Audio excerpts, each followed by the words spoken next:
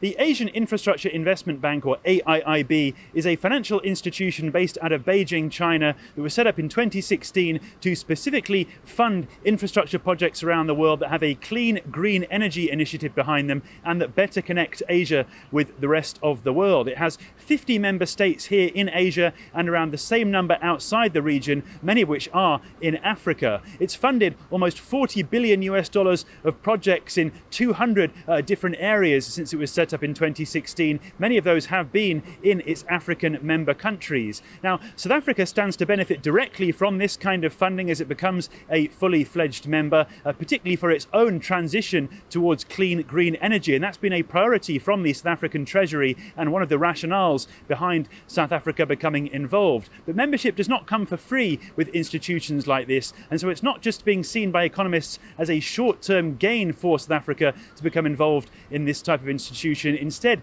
the South African Treasury and economists generally are seeing this far more as a long-term strategic goal for South Africa's infrastructure development. The South African Treasury has specifically said that this is what it says is a symbolic gesture geared towards strengthening business relationships in Asia and towards demonstrating solidarity with the region's development aspirations. And we saw a similar approach from South African President Cyril Ramaphosa at the G20 summit in Indonesia here in Asia just last month, when he was involved in bilateral meetings with the likes of China's President Xi Jinping, where he was seeking to deepen South Africa's economic and political ties with regional power bases here in Asia, which have the means and, of course, the political authority and the funding to help produce fast-growing results with regards to these types of infrastructure developments, not just for South Africa, but for the entire African continent. And so in the long term, this is being seen as the ultimate goal of South Africa's involvement in this institution, not just for the benefit of South Africa, but for the continent itself,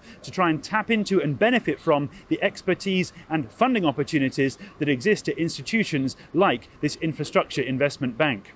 Richard Kimber for SABC News in Hong Kong.